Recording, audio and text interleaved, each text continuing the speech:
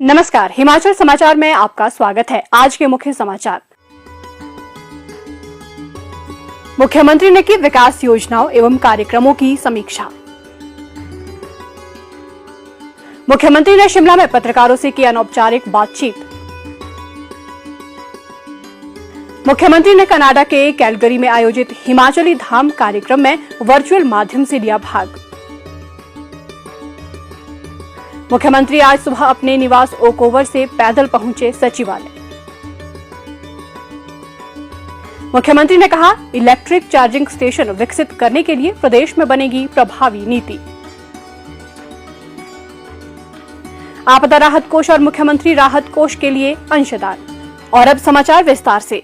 मुख्यमंत्री ठाकुर सुखविंदर सिंह सुक्खू ने प्रदेश सरकार की विभिन्न विकासात्मक योजनाओं और कार्यक्रमों के कार्यान्वयन की समीक्षा के लिए आज शिमला में आयोजित प्रशासनिक सचिवों की मंडे मीटिंग की अध्यक्षता की। उन्होंने विकास कार्यों में तेजी लाने के निर्देश देते हुए कहा कि सभी परियोजनाओं को समयबद्ध पूरा किया जाए। मुख्यमंत्री ने कहा कि मुख्यमंत्री कार्यालय में सभी फाइलें ई-फाइल प्रणाली के माध्यम से भेजी जाए। इससे समय की बचत होगी और कार्यों को शीघ्र निपटाने में मदद भी मिलेगी।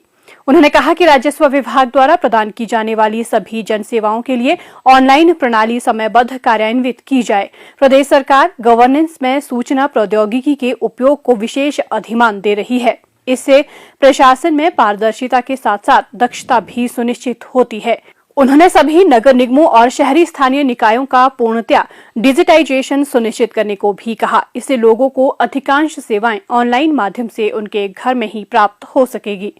मुख्यमंत्री ने नींबू प्रजाति फल उत्पादन बहुल क्षेत्र में अतिरिक्त जूस से साइडर बनाने के लिए आधुनिक संयंत्र स्थापित करने की संभावनाएं तलाश करने के निर्देश दिए। विद्यार्थियों की सुविधा के लिए उन्होंने शिमला रिज स्थित पुस्तकालय के खुलने का समय बढ़ाने के निर्देश भी दिए।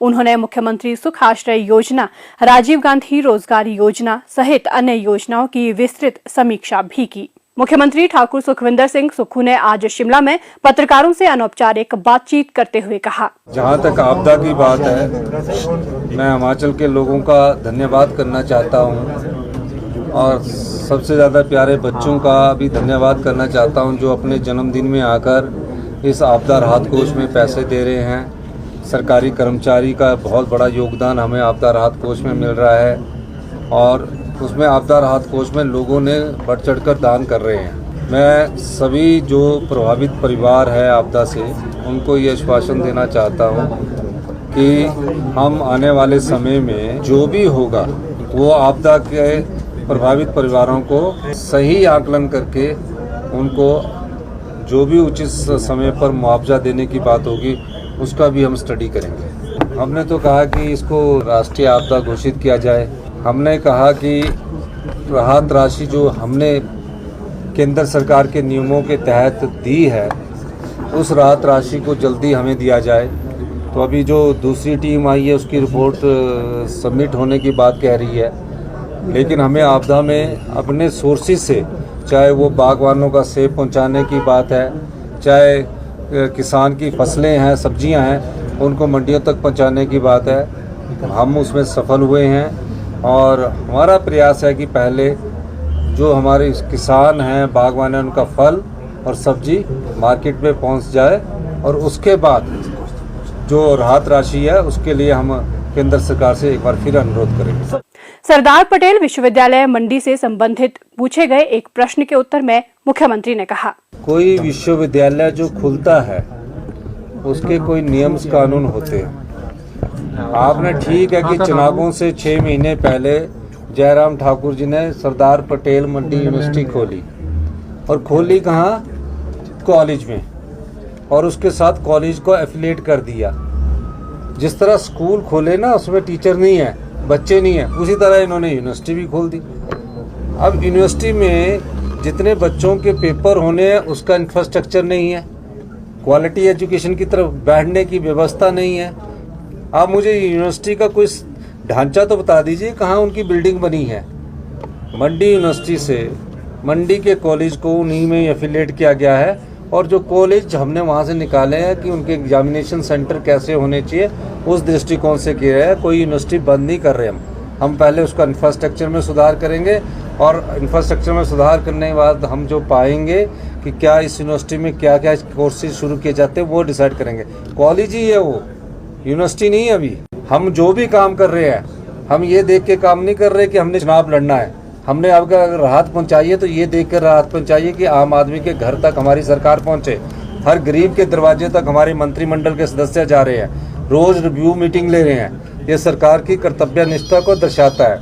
और जहाँ तक मंडी यूनिवर्सिटी की बात है, मंडी यूनिवर्सिटी को कोई बंद करने का राजनीतिक लाभ उठाना चाहते हैं। लोकसभा चुनाव आ रहे हैं तो तरह तरह के शगुफे छोड़ेंगे और अपना ध्यान वो पत्रकारिता के माध्यम से अपनी ओर आकर्षित करवाना चाहते हैं। यही उनका मुख्य ध्येय है। मुख्यमंत्री ठाकुर सुखविंदर सिंह सुक्खू ने आज शिमला से वर्चुअल माध्यम से कनाडा में Himachali association of Alberta Calgary द्वारा आयोजित हिमाचली धाम कार्यक्रम में भाग लिया। मुख्यमंत्री ने कहा कि इस प्रकार के आयोजन विदेशों में रह रहे हिमाचलियों को अपनी समृद्ध विरासत और संस्कृति से जोड़ने में महत्वपूर्ण भूमिका निभाते हैं। उन्होंने कहा कि हिमाचल प्रदेश की जीवंत संस्कृति के अग्रदूत के रूप में प्रवासी हिमाचली विश्व भर में प्रशंसनीय भूमिका निभा रहे हैं। युवा पीढ़ी को राज्य की परंपराओं और संस्कृति से परिचित करवाने में इस तरह के आयोजन महत्वपूर्ण हैं और इससे युवा अपनी संस्कृति के प्रति और अधिक जुड़ाव महसूस करते हैं। ये आयोजन विश्व भर में रह रहे हिमाचलियों और उनकी मातृभूमि के मध्य अटूट बंधन का भी प्रतीक है। मुख्यमंत्री ने प्रदेश से दूर रहने के बावजूद हिमाचल की संस्कृति के संरक्षण में एसोसिएशन के प्रयासों की सराहना की।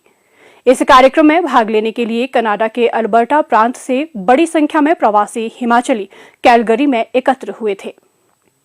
मुख्यमंत्री ठाकुर सुखविंदर सिंह सुक्खू आज सुबह अपने निवास ओक ओवर से पैदल सचिवालय पहुंचे।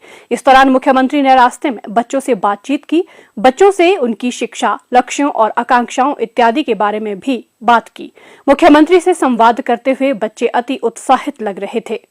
मुख्यमंत्री ठाकुर सुखविंदर सिंह सुक्खू ने रविवार देर सायं शिमला में आयोजित उच्च स्तरीय बैठक की अध्यक्षता करते हुए कहा कि प्रदेश सरकार राज्य में विद्युत वाहनों के लिए इलेक्ट्रिक चार्जिंग स्टेशन विकसित करने के दृष्टिगत एक प्रभावी नीति बनाएगी। इस नीति में चार्जिंग स्टेशन में सुलभता, सुविधा और रोजगार सहित विभिन्न पहलुओं पर विशेष ध्यान केंद्रित किया जाएगा। निजी ऑपरेटरों को चार्जिंग स्टेशन स्थापित करने के लिए 50% की दर से उपदान भी दिया जाएगा। मुख्यमंत्री ने अधिकारियों से प्रदेश में स्थापित और वर्तमान में निर्माणाधीन चार्जिंग स्टेशनों के बारे में विस्तृत जानकारी भी ली। प्रदेश को विद्युत वाहनों के लिए आदर्श राज्य के रूप में विकसित किया जा रहा है।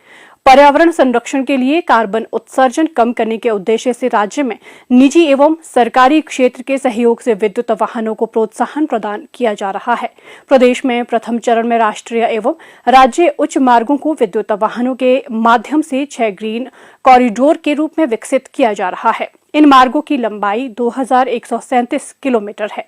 हिमाचल पथ परिवहन निगम में चरणबद्ध तरीके से विद्युत बसों की संख्या बढ़ाई जा रही है। उन्होंने हिमाचल पथ परिवहन निगम को विद्युत बसों के परिचालन के लिए रूट चिन्हित करने के निर्देश भी दिए। प्रदेश को हरित ऊर्जा राज्य बनाने के लिए विकसित किए जाने वाले आधारभूत ढांचे के लिए चिन्हित की जाने वाली भूमि संरचना निर्माण के लिए उपयुक्त होनी चाहिए। भूमि का मौके पर अध्ययन करने के उपरांत निर्माण कार्य आरंभ किया जाना चाहिए। इस प्रक्रिया में व्यवहारिक पहलुओं का अध्ययन नितांत आवश्यक है। मुख्यमंत्री ने सौर ऊर्जा परियोजनाओं के निर्माण की वस्तु स्थिति की समीक्षा भी की। उन्होंने इन परियोजनाओं के निर्माण के लिए भूमि हस्तांतरण की प्रक्रिया में तेजी लाने के निर्देश दिए।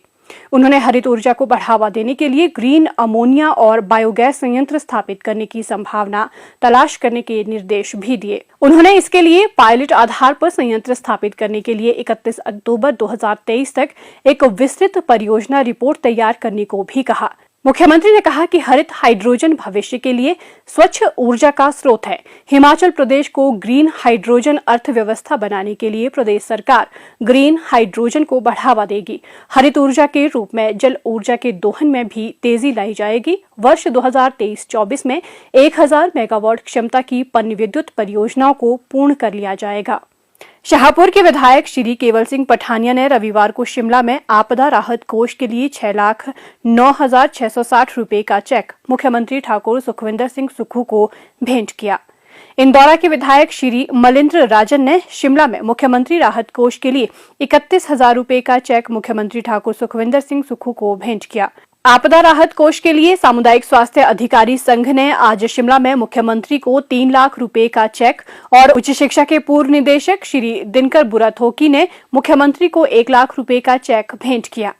मुख्यमंत्री ने दानी सज्जनों का इस पुनीत कार्य के लिए आभार व्यक्त करते हुए कहा कि प्रदेश के लोग आपदा राहत कोष में उदारतापूर्ण अंशदान कर रहे हैं। ये राशि प्राकृतिक त्रासदी से प्रभावित परिवारों को राहत प्रदान करने में सहायक होगी। हिमाचल समाचार देखने के लिए